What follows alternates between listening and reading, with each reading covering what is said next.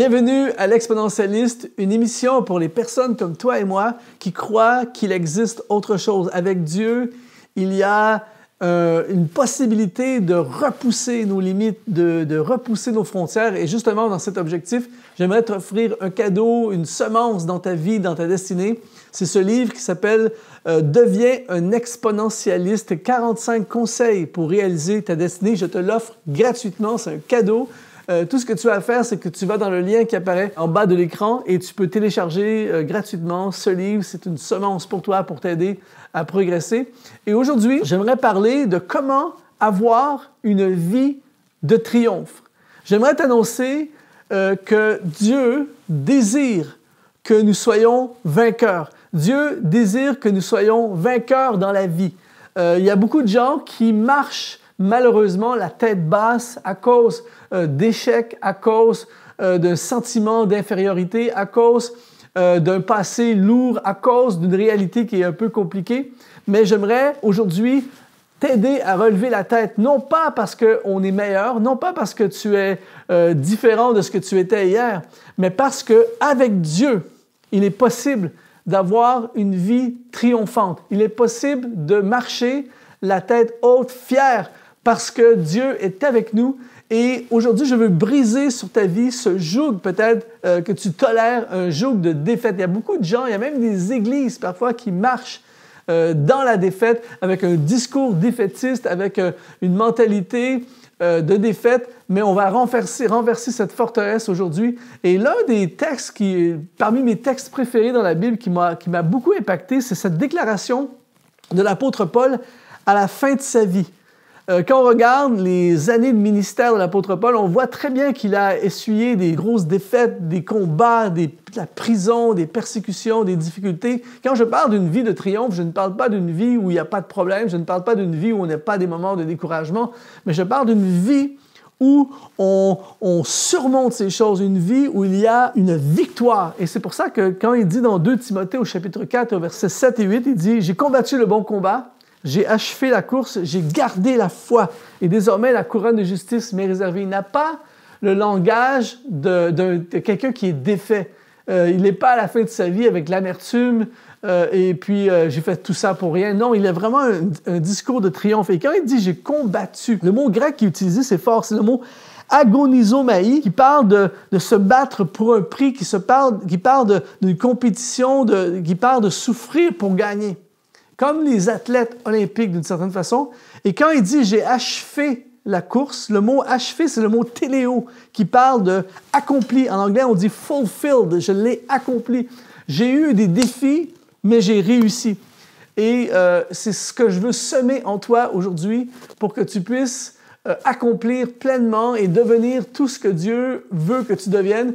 Et aujourd'hui, ne tolère plus la défaite dans ta vie, c'est-à-dire ne tolère plus une vie de défaite et la tête basse. Aujourd'hui, on relève la tête et on va commencer à remporter des victoires. Premier élément qui va t'aider à vivre cette vie de triomphe, c'est attention à tes émotions. Les émotions sont inévitables. Certaines personnes sont encore plus susceptibles de sombrer dans les émotions que d'autres personnes, mais les émotions, c'est extrêmement dangereux. Ça fait partie de l'être humain. Nous avons des émotions de joie, de peine, motivé. Il y a des jours que je suis ultra motivé, il y a d'autres jours où je suis beaucoup moins motivé. Mais le problème, c'est qu'il faut faire très attention aux émotions trop négatives ou les émotions trop positives. Les émotions trop négatives font en sorte qu'on remet tout en question, ça ne vaut plus la peine, on est complètement démotivé, tout ça. Et les émotions trop positives, ce sont des émotions qui nous poussent à faire des choses. Trop, c'est trop. On va aller trop loin, on va en faire trop, on dit oui à tout, et là, on veut changer le monde en une journée. Et là, ça c'est trop. Et les deux types d'émotions vont nous amener des graves soucis. Il y a parfois un sentiment, je ne sais pas si tu as déjà vécu ça, moi ça m'est arrivé de vivre des sentiments, parfois des émotions qui font en sorte que une journée ou une semaine ou une saison, j'ai l'impression que je n'avance pas. J'ai l'impression de tourner en rond. J'ai l'impression que ce que je fais n'a pas vraiment de valeur. Et là, je tombe dans une émotion un peu de découragement. Et j'aimerais te dire, si tu traverses un moment d'émotion comme ça, j'aimerais te dire que cette semaine, Si c'est une mauvaise semaine, ce n'est pas ta vie. Si cette année, c'est une mauvaise année, ce n'est pas ta vie. Ta vie, c'est l'ensemble de ta vie. Et parfois, nos émotions nous mentent. Elles nous font croire que comment je me sens en ce moment, c'est ça ma vie. Et c'est ça qui fait que parfois, certaines personnes ont des projets, ont une vision, ont des rêves, mais à cause de l'émotion qu'ils ont dans le moment présent, eh bien, ils arrêtent. Ils ne font pas ce qu'ils doivent faire. Et j'ai appris avec les années, pour avoir une vie de triomphe, il faut souvent contredire nos émotions. Il m'est arrivé parfois d'avoir des journées où je suis dans le studio, comme en ce moment, où je dois enregistrer des vidéos, et mes émotions me transmettent la pensée que je suis pas bon, ça marche pas, ça me tente pas, je suis fatigué, tout ça. Mais j'ai appris à contredire mes émotions et c'est comme ça que mes émotions m'amènent à penser, mais je fais le contraire, je fais ce que je dois faire, je fais ma mission, je prêche, je fais des vidéos et des fois, 2 mois, 3 mois plus tard, quand la vidéo sort, je me dis « Ah, une chance que je l'ai fait, une chance que je n'ai pas écouté mes émotions. » Mes émotions, souvent, me vont dans le sens contraire de ce que je dois faire. Par exemple, mes émotions me disent de rester couché alors que je dois me lever. Et là, je décide de me lever. Parfois, mes émotions me disent de rester debout alors que je dois aller me coucher parce que j'ai quelque chose d'important le lendemain. Si tu veux une vie de triomphe, ne fais extrêmement attention à tes émotions. Ne laisse pas tes émotions dominer dans ta vie. Laisse tes convictions, laisse ta mission, laisse ce que Dieu a placé dans ton cœur dominer et ne vis pas selon tes émotions. La deuxième chose qui va t'aider énormément à avoir une vie de triomphe, c'est regarde toujours la grande image. Et ça, c'est peut-être l'un des meilleurs conseils que je peux te donner. C'est-à-dire que dans notre vie, il y a à chaque jour ce que j'appelle la petite image. La petite image, c'est ma réalité d'aujourd'hui.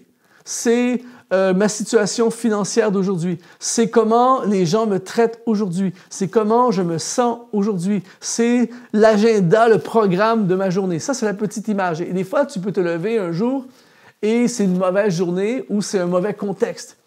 Et là, tu peux des fois avoir une réaction de colère.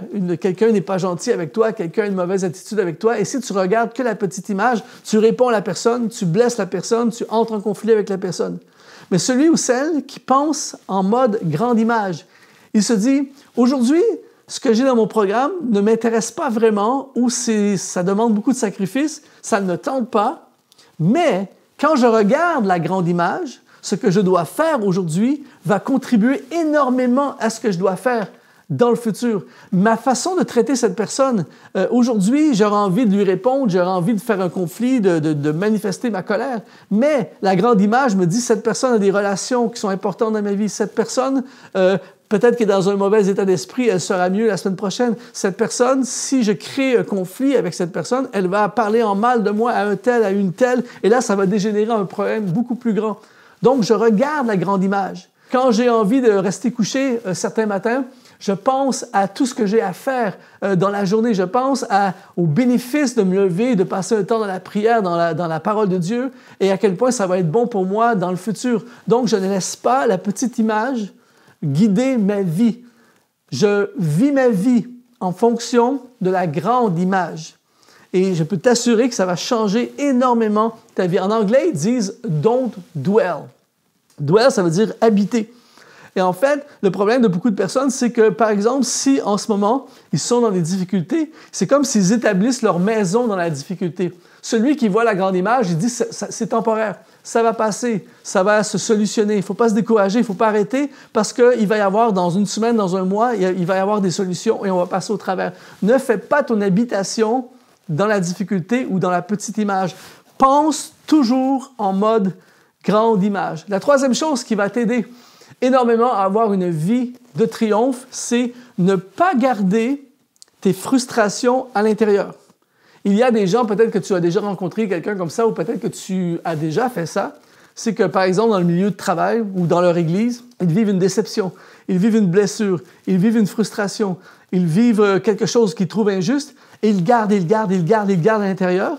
Et là, ils deviennent comme pollués à l'intérieur où ils se forgent une perspective à l'intérieur basée sur tout ce qu'ils ont vécu.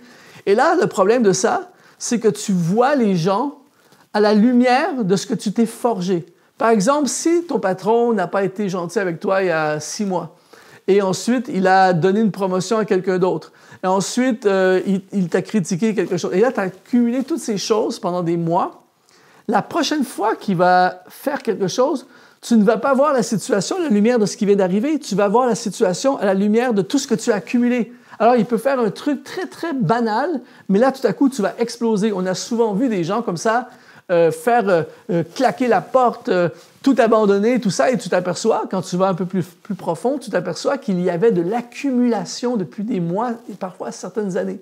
Si tu veux une vie de triomphe, il est essentiel aujourd'hui que tu ne gardes pas les choses à l'intérieur. Lorsqu'il y a quelque chose qui ne va pas, trouve un bon moment, choisis un bon moment quand toi tu es disposé et que le temps est favorable, mais parle avec les personnes, parle à ton équipe, parle à ton patron, parle à tes collègues à l'église, parle aux gens avec qui tu travailles, parle aux membres de ta famille.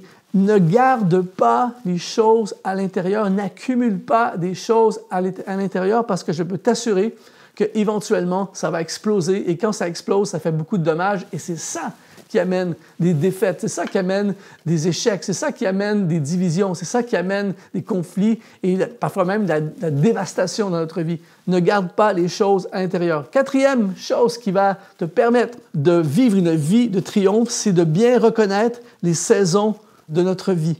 Je cite souvent ce passage, mais c'est tellement bon. Ecclésiaste chapitre 3, verset 11. « Dieu fait toutes choses belles en son temps. » Et parfois, nous échouons, parfois, nous avons des défaites, parfois, nous ne réussissons pas parce que nous ne sommes pas capables, pas parce que Dieu ne veut pas parce que nous n'avons pas le potentiel pour le faire, mais parce que nous faisons les choses dans les mauvais temps, dans la mauvaise saison.